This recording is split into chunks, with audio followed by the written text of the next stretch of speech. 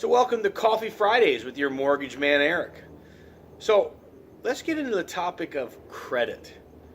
And these videos are going to be more of an educational purpose, for buyers, consumers, prospects, and even maybe some realtors as well. But let's get into the topic of credit. I think that's where, everybody starts off is that question or that conversation, right? Credit. And let's talk about the credit scores, the credit agencies, the credit models. And it's a very confusing topic. Most people don't think it is. Oh, well, I pulled my credit on Credit Karma, and the reality of it all, and the reason why we call this Fridays, Coffee Fridays with Eric, is because I'm enjoying a cup of coffee. So, when people say they pulled their credit through Credit Karma, I appreciate that they're looking into it and they're following up with their own credit, kind of seeing where it goes and what needs to be repaired or what issues they may have. But when they tell me that their credit score on Credit Karma is a 640, right? I immediately know you got to take 10, 20, 30, 40 points off of that. And it's going to differentiate from one consumer to the next. And here's why. Big educational purpose here, or piece here, is that there are three models in credit pooling, and the algorithms are set up differently from each model. One is the auto industry model. Auto industry uses their own algorithms, uses their own system. They will have a different credit score. You come over to the mortgage industry, like literally you could go attempt to buy a car today, but don't do this. Don't go buy a car, rubber and metal, before you want to get pre-approved for a home. But if you did, and Santan Ford, if you will, pulled a 685 this morning, the mortgage model, you might pull a 675. It is going to be different. So there are two of the three different models. The third and final model is the consumer model, the online model, the one that you can pay for, you can do free once a year kind of thing and monitor your credit.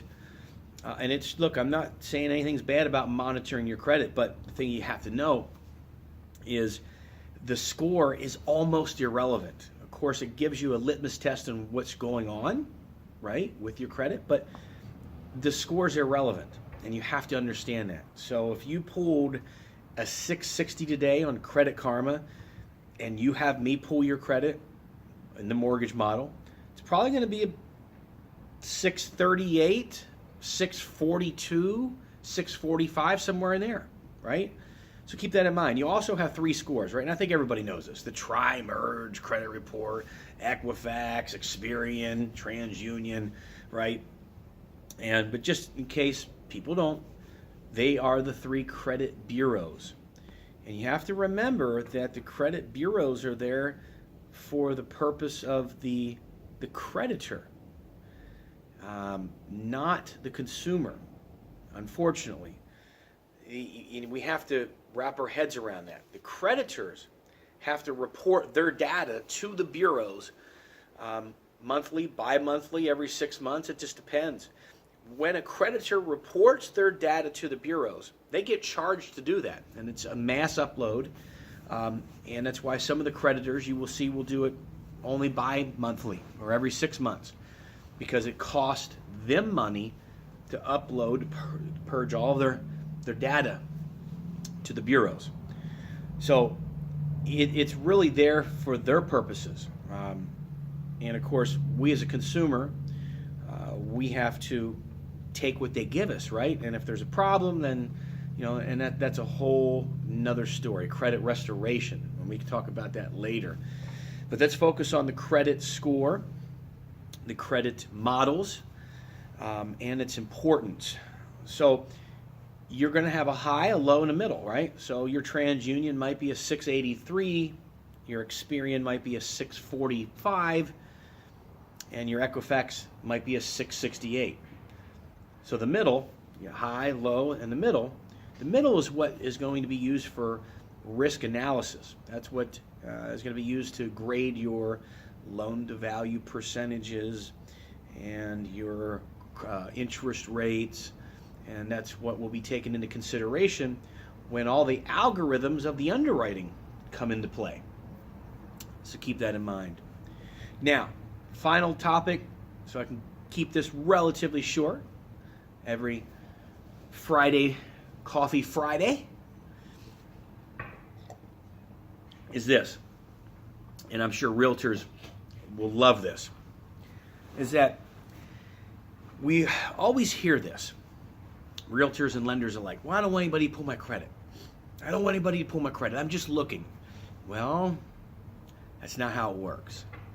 I know that's how you want it to work, but that's not really how it works. Now, there will be some realtors out there that will show you a home without knowing anything about you, without you being pre-approved, without you talking to a lender, without you having a pre-qualification letter. Not many, but there are some. And I don't fault them, because if things are slow and you needed to establish a relationship with a prospective buyer, I would do the same. But usually how it's done is, hey, we'll meet with you one time at the property to try to establish a relationship, a rapport with one another, and then try to drive it home from there. Hey, you realize you've got to talk to a lender, and hey, let me get you over to my lender so he can pre-approve you. He can pull your credit, and talk from there. Income, assets, down payment. Do we need down payment assistance, et cetera, et cetera? So the importance of pulling your credit is, I can't drive it home enough, because I talk to consumers and prospects weekly, daily, and I hear that thing, well, we just don't want let anybody pull our credit. But they're online, inquiring about homes, they're searching for homes, and what that usually means is that they're within 12 months to being a homeowner, if they can qualify, right? If they can qualify. So that's a thing that can be frustrating, because look, we have to do this, and you don't want to waste your time, and I know you don't want to waste our time either. You don't want to waste the lender's time. You don't want to waste the realtor's time, them putting you in the car and driving you around, open up doors, showing you homes, and you don't want to have false hopes set up for yourself, right? You don't want that.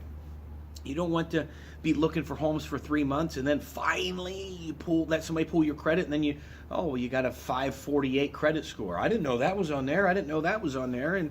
And here we go. Now you're going to be in credit restoration for a duration of time to get that reconciled. So keep that in mind. Let somebody pull your credit. Now look here. You don't have to let 3, 4, 5 people pull your credit. That's insanity. No. And you wouldn't want to do that with the auto guys. The auto guys are infamous for that, right? What they do is they shotgun your credit. And we see this, a lot of times we'll get your credit report and we'll be like, wow, there's 28 inquiries here. Well, I didn't know that. I just went to the dealership and they were going to give me the best deal. And well, that's how they do it. And it's a ton of inquiries. It drops your scores dramatically. So keep that in mind. And if somebody has already pulled your credit, another lender, and you come and talk to me, I'm generally going to give you a scenario based on the scores that they gave you verbally. I shouldn't have to pull your credit just for us to have a verbal conversation.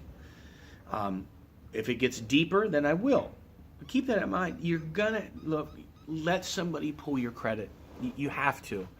You don't want to waste your time. You don't want to waste a lender's time. You don't want to waste a realtor's time. You don't want to set yourself up for false hope either, right? I mean, that's huge. So that's it for today. Friday Coffees with Mortgage Man Eric. Enjoy your weekend.